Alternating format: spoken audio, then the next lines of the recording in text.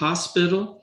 And her work has looked at neuroimmune interactions and epigenetic regulation in children with autism. She also has interest in immune abnormalities and peripheral disorders such as asthma and GI dysfunction. So it's a pleasure to have you join our panel, and I'll turn it over to you now.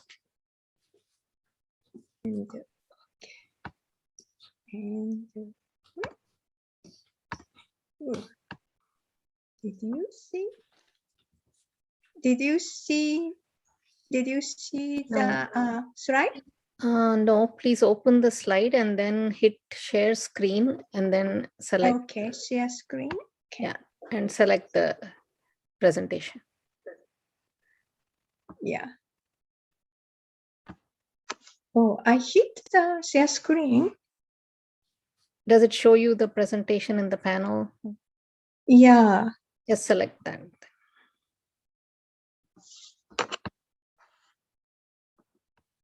Let's see.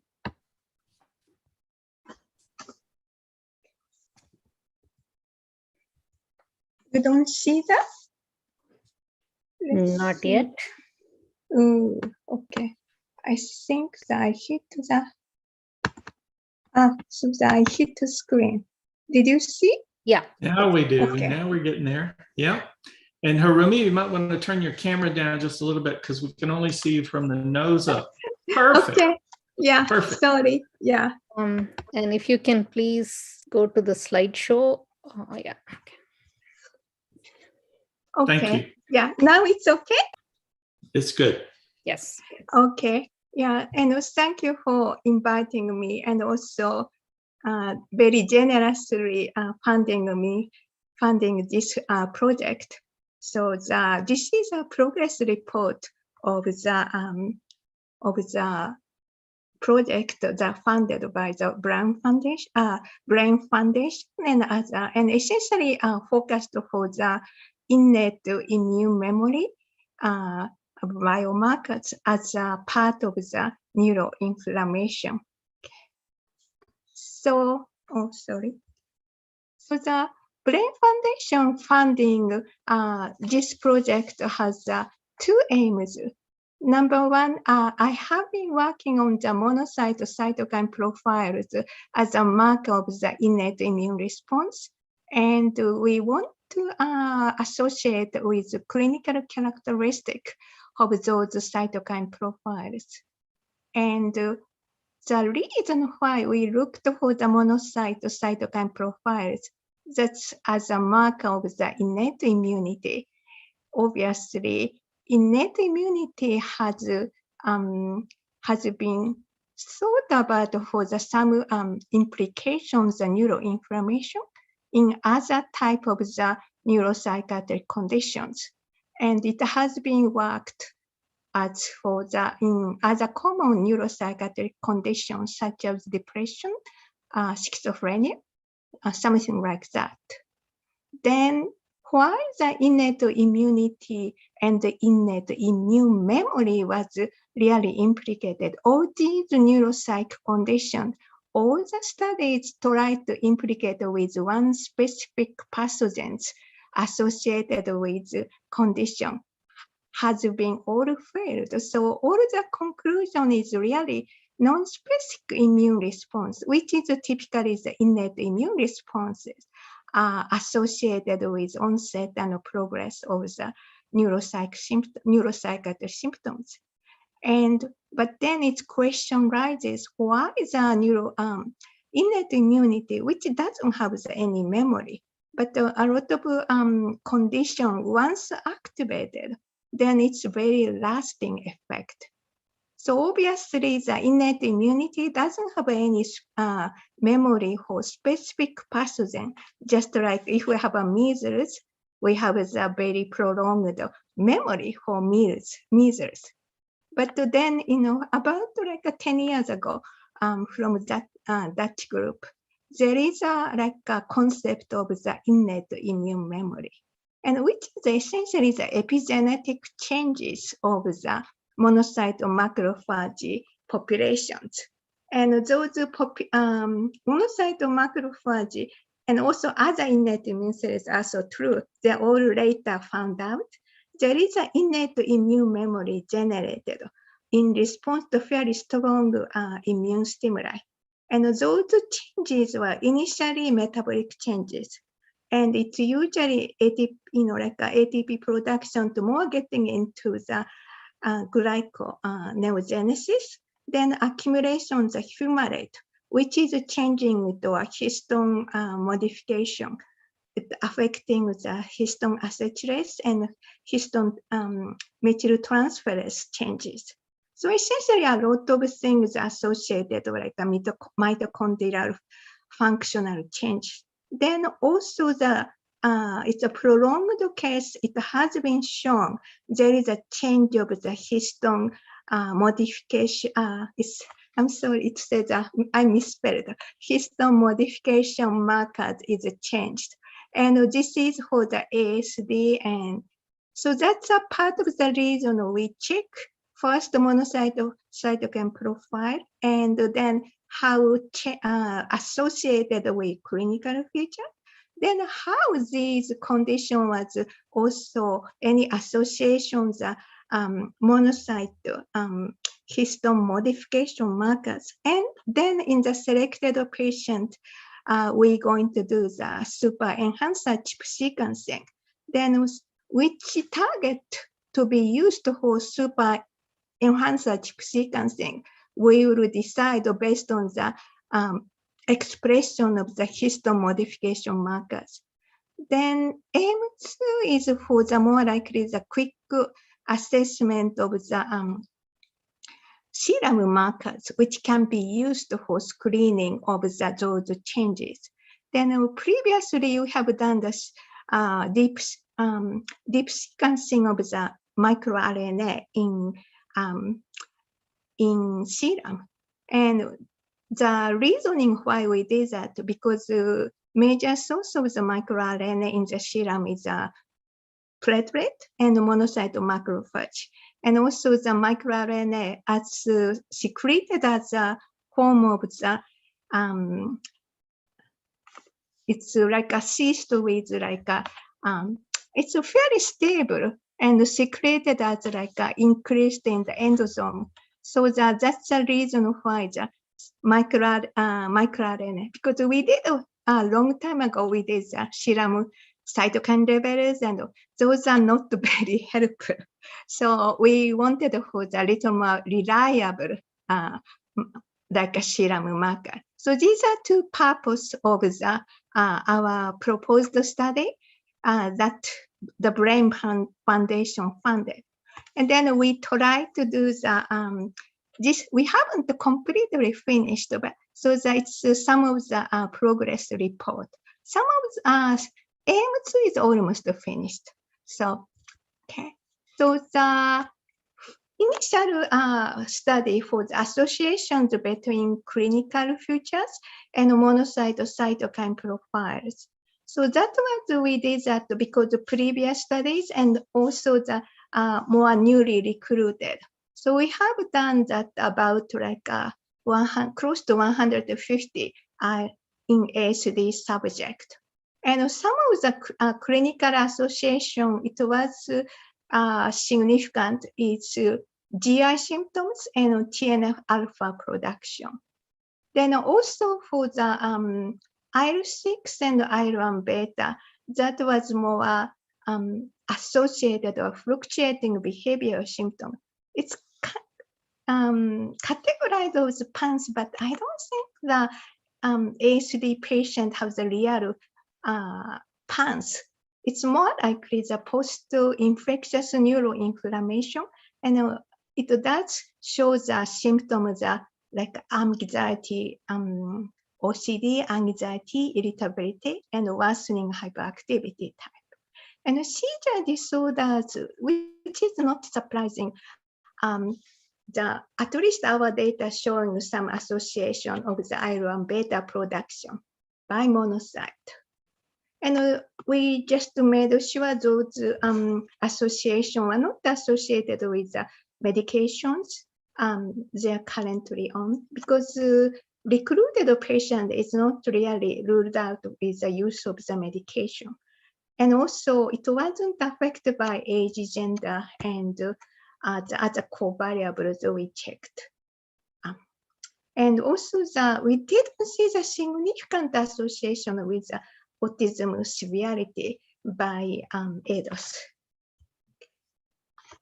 So then, we have done the histone modification marker expression. We assayed in the 48 subjects, and now we kind of in the process of another 24 subjects.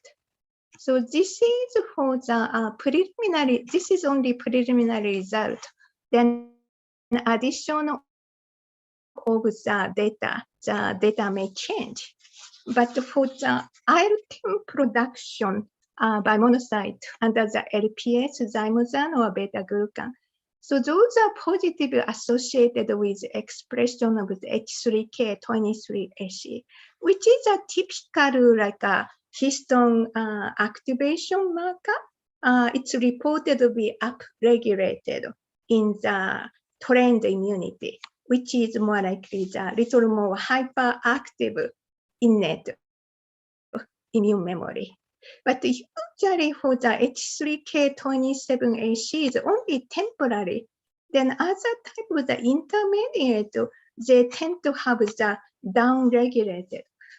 But at least for the current condition, H3K23AC tend to be continue to be upregulated in ASD patient, which is a little different from the reported histone modification marker pattern reported in the trained immunity, at least mouse model and some of the human studies.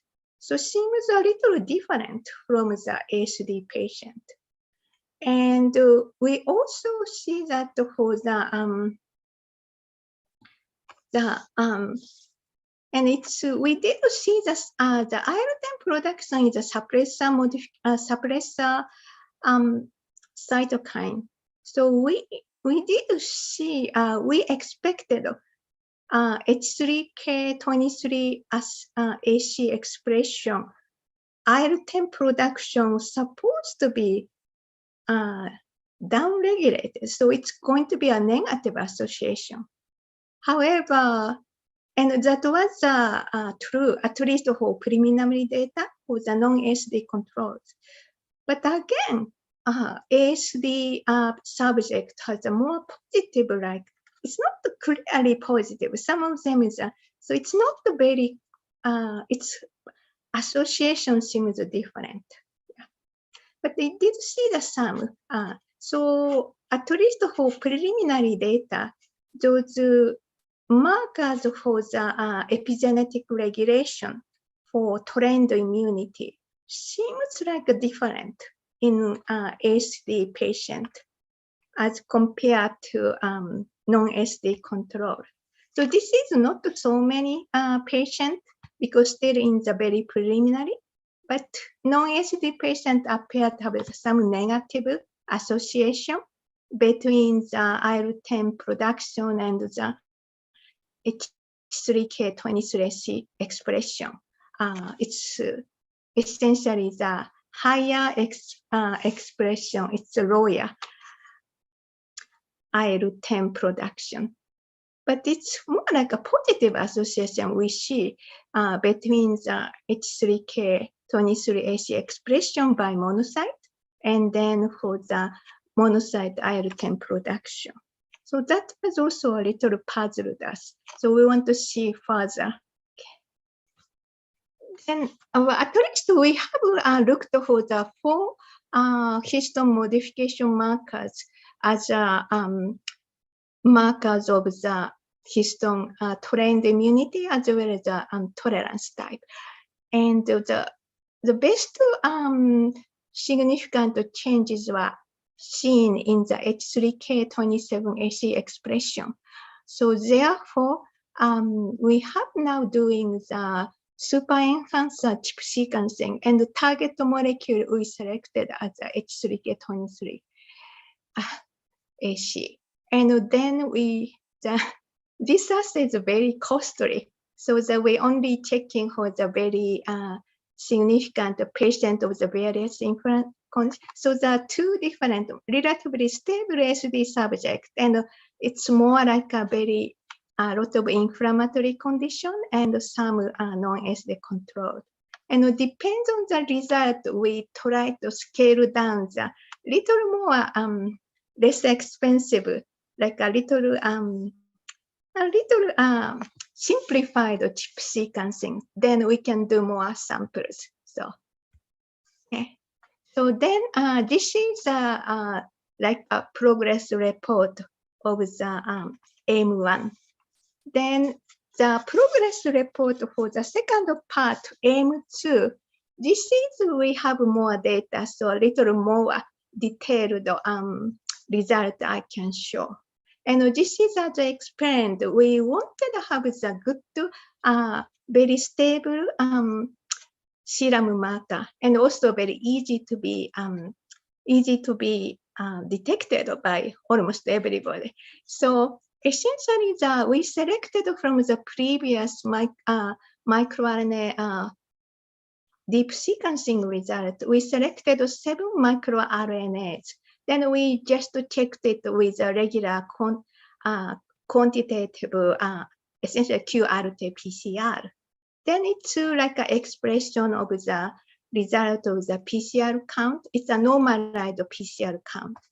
And I like, and actually now many people now using the normalized PCR count because it's a little small amount for present. These, the way that this is expressed, at least my understanding, is getting popular to express like this way.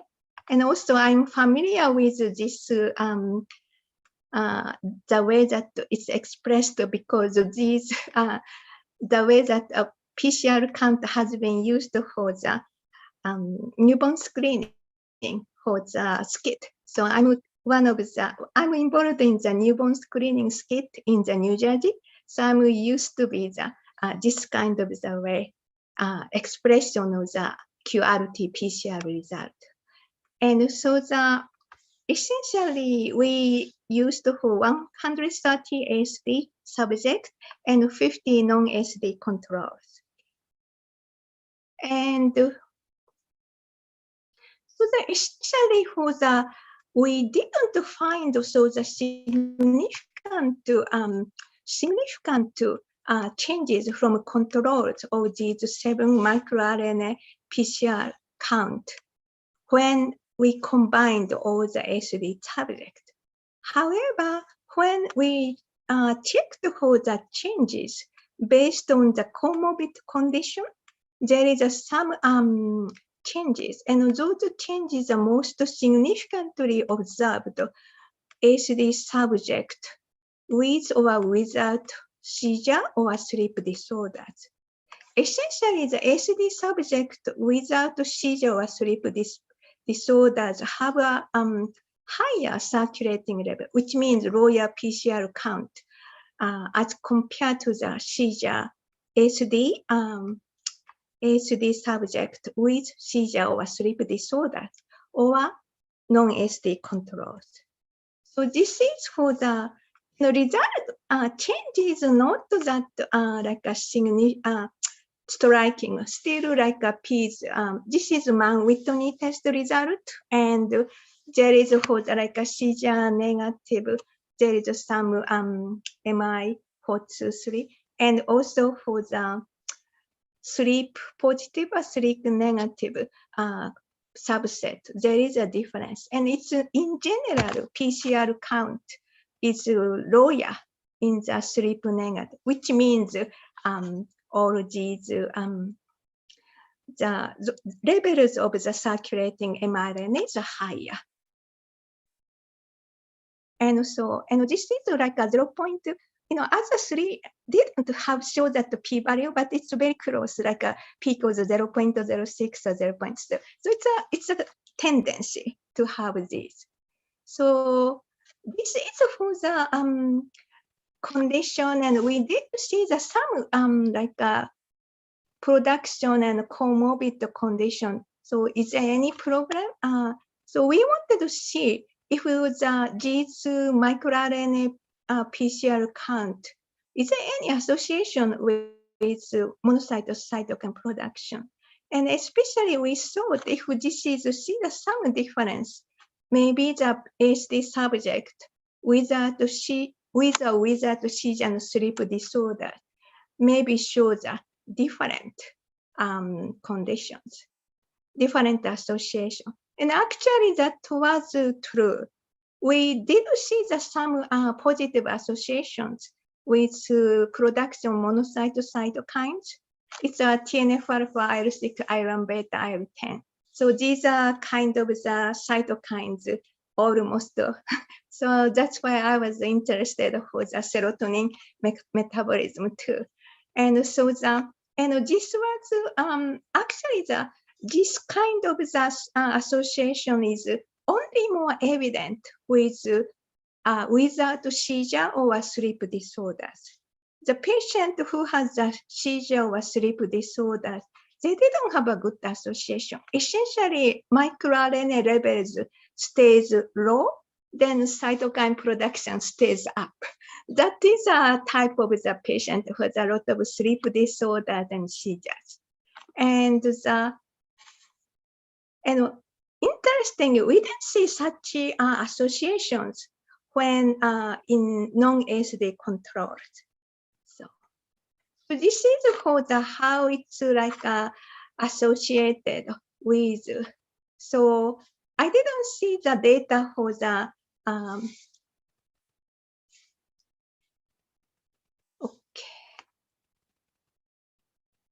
So I did see the some of the association or ASD total, and this is we just showing the spontaneous TNF-alpha production because this is probably most likely reflecting the in vivo status.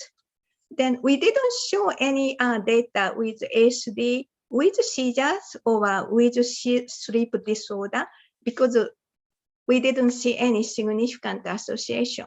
And the result was the p-values shown is a result of the spearmint test, but it's essentially similar result we also obtained with Kendall-Taubes test as well.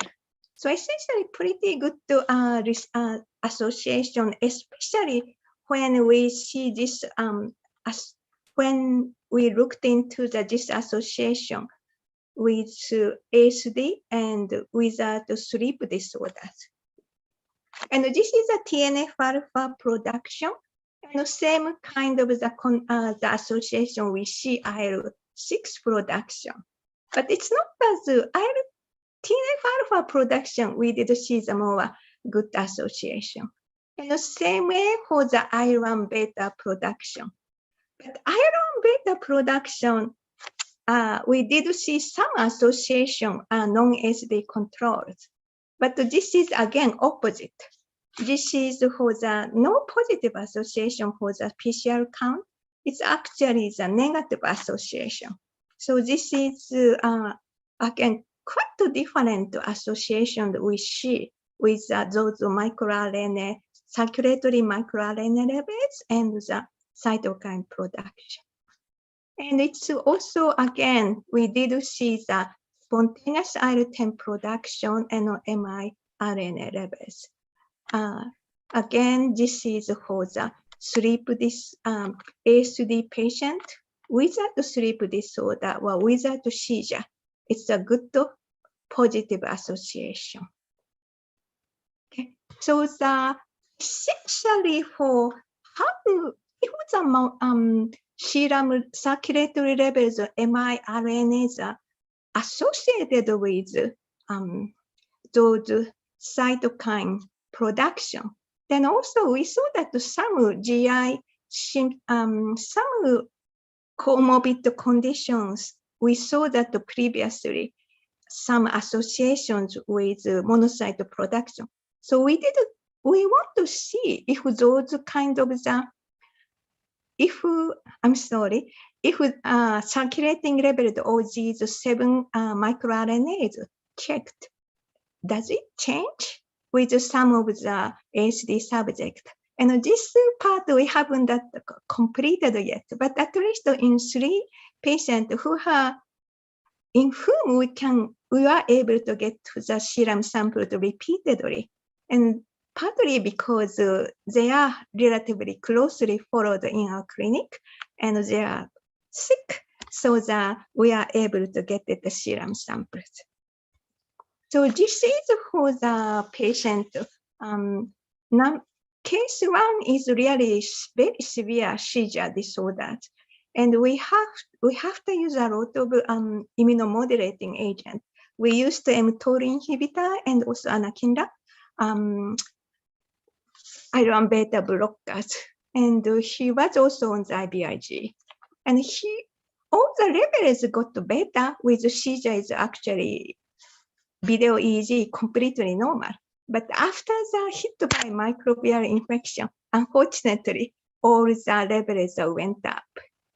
And case 2 has been diagnosed with more like encephalopathy, and he has been giving a lot of mitochondrial rescue medicine like leucovorin high dose and IVIG, and also tried on rituximab, and a lot of medication tried on the autoimmune encephalitis. But his level stays fairly high levels and never been getting the, PCR values high, means circulatory miRNA levels stays very low. And number 3, these are patients, the 3rd patient is a GI, significant GI symptoms. But he did respond to a lot of probiotics and also have antifungal or other type of the dysbiosis treatment and dietary intervention.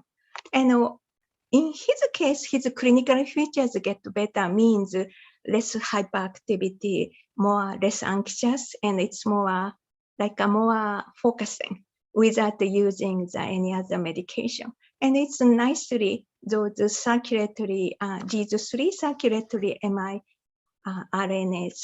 microRNAs, PCR count is decreased, means levels are getting higher. So I think that those circulatory microRNA levels might be the good marker for the disease activity, and especially these levels PCR count high, which means circulatory levels stays low. There will be something problematic or something else we need to look into that. Yeah, and especially I was fascinated with sleep. Patient who has a lot of sleep disturbance have the very low levels. So those association we need to look into that. So these are not these circulatory microRNA levels are not a good like marker for autism diagnosis, but it may be a marker for neuroinflammation. And also we checked for what kind of the function these microRNA does, and we haven't completely finished, but it's mostly reported in the cancer study because they are like a suppressor of the cancer. So suppressor cancer means immunologically essentially suppress the immune activation. So those these microRNA is essentially the suppressor of the inflammation. But the number of the articles is much less as compared to cancer research. So we may have to do a little more functional assays. So essentially, this is a summary of the how and the essentially for the result of the circulatory microRNAs, and the low circulatory microRNA, no association with monocyte cytokine.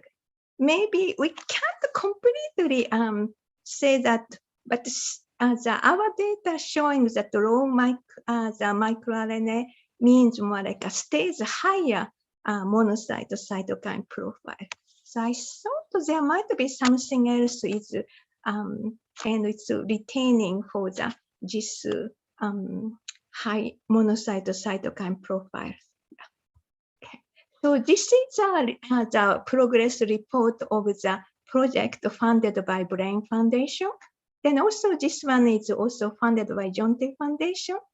And the Brain Foundation funding is very helpful because the DHS Department of Health and Human Resources of the New Jersey, they didn't fund us. There is no funding available because of the pandemic. They started funding a little bit this year, so we get a small amount. But we were able to continue this project because of the Brain Foundation funding. And thank you very much for that funding. Okay. And also, I didn't, but thank you for all the clinical staff and also my laboratory, my technicians and all the collaborators. So that is my report. So I finish. I think One question, if you want to answer that, and we can conclude. Thank you so much. It was a great presentation. Thank you, Dr. Blakely. Yes, we have one question. Does dexamethasone or prednisone alter the monocyte marker profile? And is there any benefit to ASD patients? I think that because of the steroid changes almost everything. So with these assays, we avoided for any of the patient, within 2 weeks of the steroid use, because almost non-specifically all these cytokine production we know it's going to be suppressed by steroid. So. And I have one quick question. Just that longitudinal profile that you showed, you had, I think, 3 points on it, and I didn't know when that started and how wide I'm sorry. Yeah, because this is only for the case presentation. The starting point is the time when the patient enters the study. And for the seizure patient, that's before I started treating for the seizures. And then it's like a closely monitored. And so what's the distance between your points? It's usually 6 months to 6 months, 3 to 6 months. But each patient has a little different. So I didn't really do that very clearly. But for because we don't really protocol per se, we're supposed to get to the additional sample 4 6 months. So we just followed it. But seizure patient have the striking difference, so that we get it a little early time point. Yeah. I understand. Thank you. So thank you so much. And thank you all for attending till the end, and see you all bright and early tomorrow morning at 9 o'clock. Thank you. Thanks, Pamela. Thank you. Yes, thank you. Yeah. Thank you.